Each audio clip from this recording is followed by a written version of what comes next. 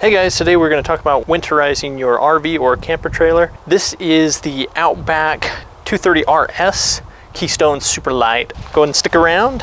We'll show you what you need to do. All right guys, so here are the supplies that you need to do this particular job. You have the 1 1/16 inch socket to remove the anode rod. You have the Teflon tape to re-Teflon the anode rod or anything else that you might need to re-Teflon.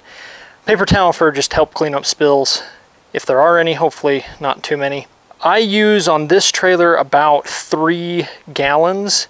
Now that's if you're using the hose attachment inside the trailer. If you're putting it into your fresh tank and pumping it through, then you will need the funnel or rather some additional gallons of antifreeze as well as potentially a funnel. Also, definitely if you're just putting it into the tank, make sure that you are bypassing the system, which we'll talk about in this video.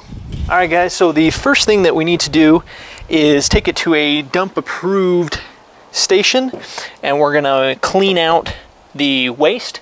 Now I've already done this for my trailer, but as an example, I've got a bucket here just in case to show. And what we'll do is we always pull the black first. Obviously nothing comes out. Again, I've already done it here. Next we're going to pull the gray. And we know that it's empty. The next thing we want to do is get our low points, our water low points here. So over here, if we move this out of the way, we'll see here, and we can go ahead and close these now that we know that those are empty. We're going to close them, slide our bucket over here, and we're going to take off the cap of both of our low water tanks. Make sure that they are empty as well, which again they are. Next we're going to go to the fresh water tank, this one here, and confirm that that is open, it is empty. Now with your hot and cold lines open, down below, we are going to want to come inside the trailer and make sure that your hot and cold are open so that it allows that to drain all the way through the pipes and help suck the air through. So we'll do that here in the kitchen, in the toilet, as well as the sink and the bathtub.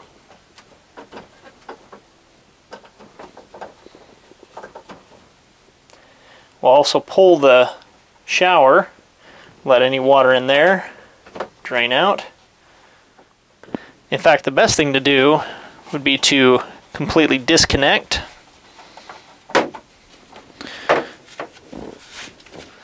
and drain every bit of water completely out of that hose.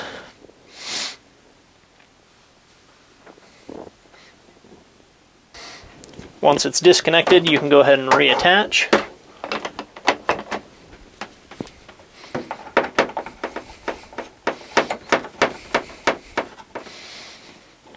In preparation for the antifreeze.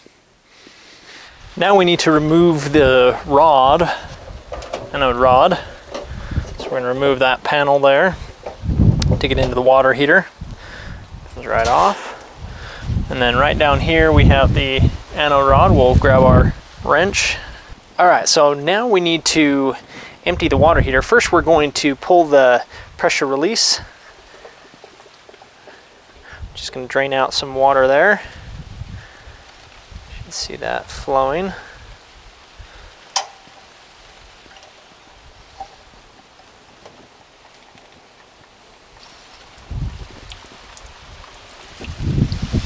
And then as soon as that's done, we're going to remove the anode rod.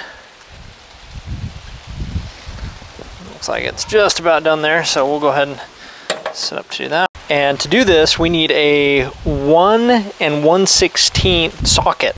So we need a 1 1/16 socket, and we're going to just go in there and remove.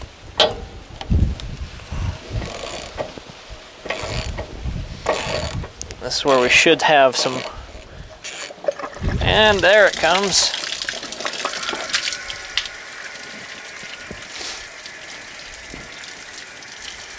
let all that water out.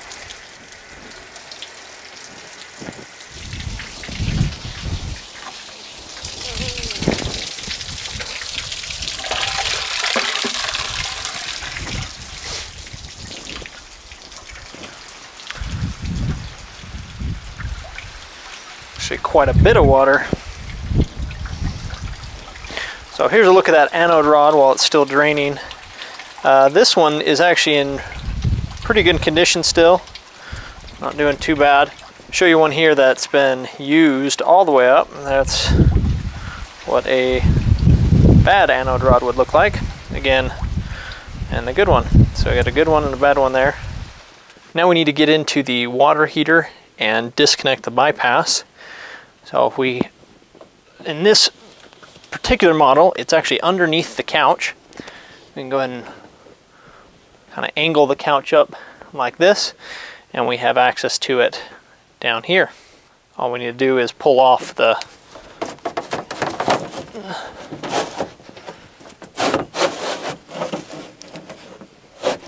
cover piece of wood. The next thing we want to notice here is our hose. Now this is for the pump bypass, which will allow us to suck up the antifreeze directly from the containers and send it through the system. All right, so now that we've got everything emptied, what we're going to do is shut off the line in, so no more water can come into the water heater. That'll bypass the water heater completely. All the water's been drained from the water heater. All the water's been drained from the tanks and the hot and cold lines. So those are all empty. Now what we need to do is connect our antifreeze line. So this is a little line that we can connect. And what that allows us to do is pump the antifreeze through the system without and bypass the tanks and water heater and stuff. So that's what we'll do. All right, so now it is time to unscrew the hose that pulls water from the tank, which unfortunately in this setup is all the way in the back.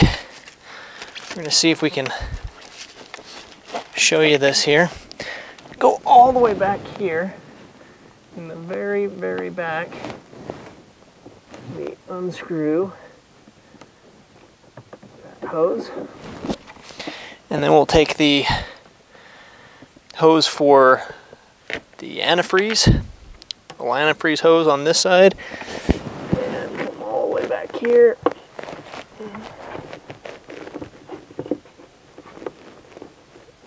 Let's see if we can attach that.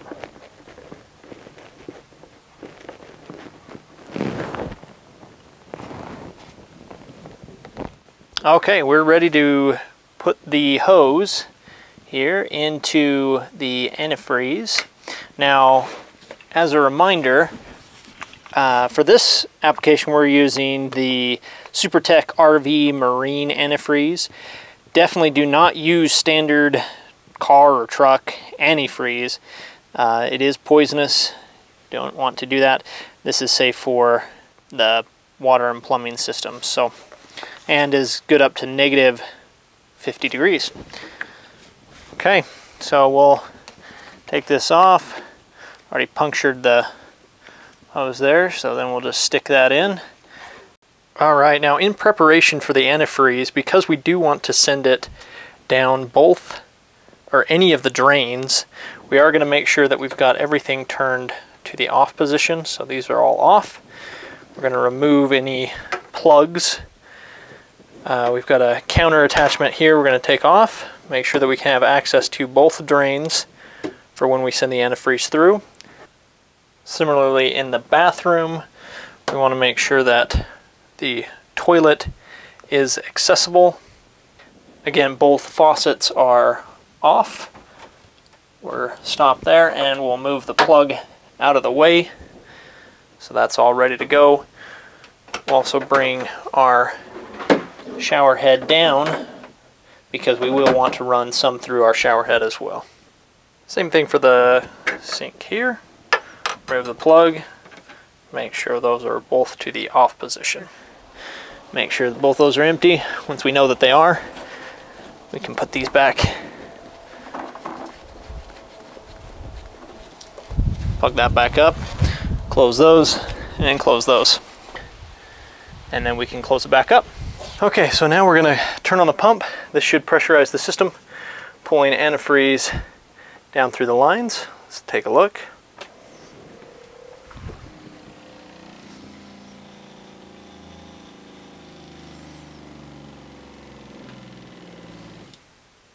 So one alternative, if you don't have the hose for the antifreeze inside your trailer, is that you can add the antifreeze directly to your freshwater tanks. And we'll go ahead and demonstrate that now. For this, I am going to use a funnel just so we don't make too much of a mess here. And we'll pour in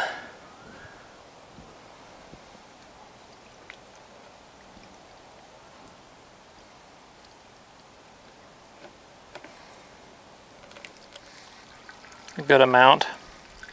Now I'm actually doing this in addition to using the hose,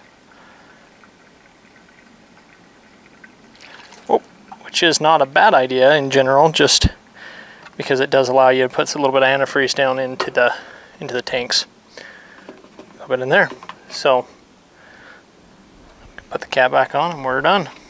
All right, now that the pump is pressurized, we're going to go ahead and turn on the faucet. Wait for that to run pink. There it goes. And we want about a cup of fluid down there, so we'll give that a second. There we go. We'll turn it over to this side. This time we're going to use hot. Same thing, just want to pressurize it, let it all run through.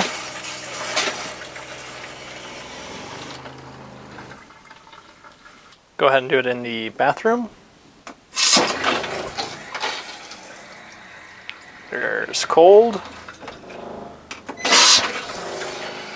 with hot there. Same thing now for the toilet.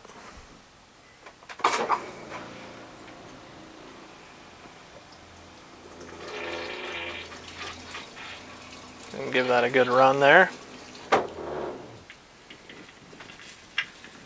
Next, what we're going to do is the shower. So we'll turn it on.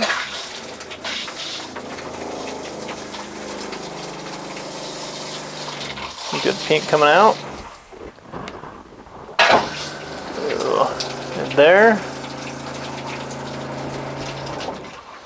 Okay. And turn on the shower head.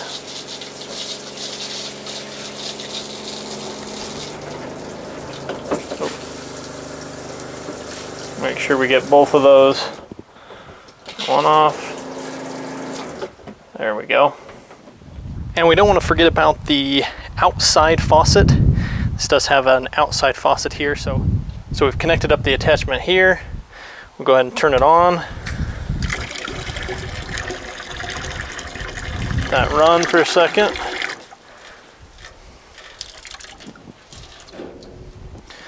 Just have a bucket out here we're pouring it into. Same thing with the cold. Let it run for a second. And again, turn that off there.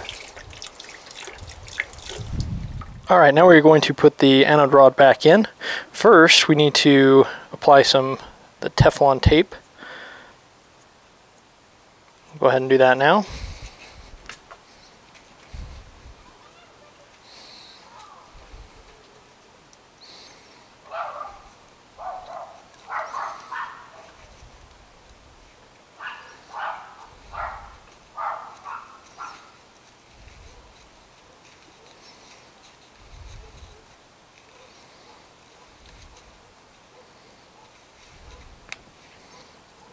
All right, there we go. Now we have to manually feed this initially in order to get it threaded. And then once it's threaded here, we can start to tighten it down.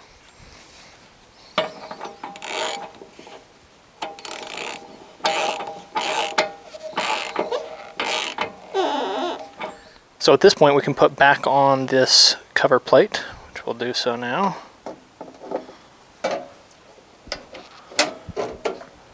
So that's it, guys. Just make sure that everything else is cleaned up, put away, and turned off, and you should now be ready for winter. Thanks for watching, guys. If you liked this video, make sure to hit the like and subscribe button. Also consider checking out our other videos and channels linked below. Alright, we're going to turn on the pump, and with any luck, it will suck the pink antifreeze up through the hose system.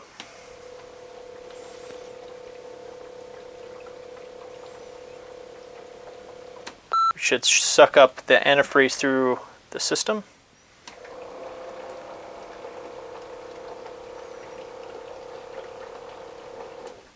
Or just make a whole bunch of bubbles.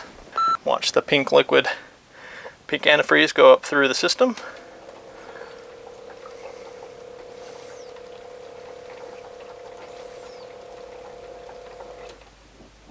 Okay. Alright, we're going to turn on and try and pressurize the system, hopefully here.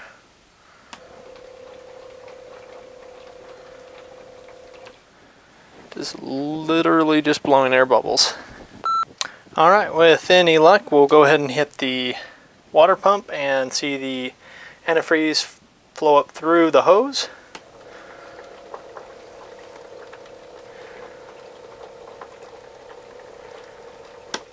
Not quite lucky this time either.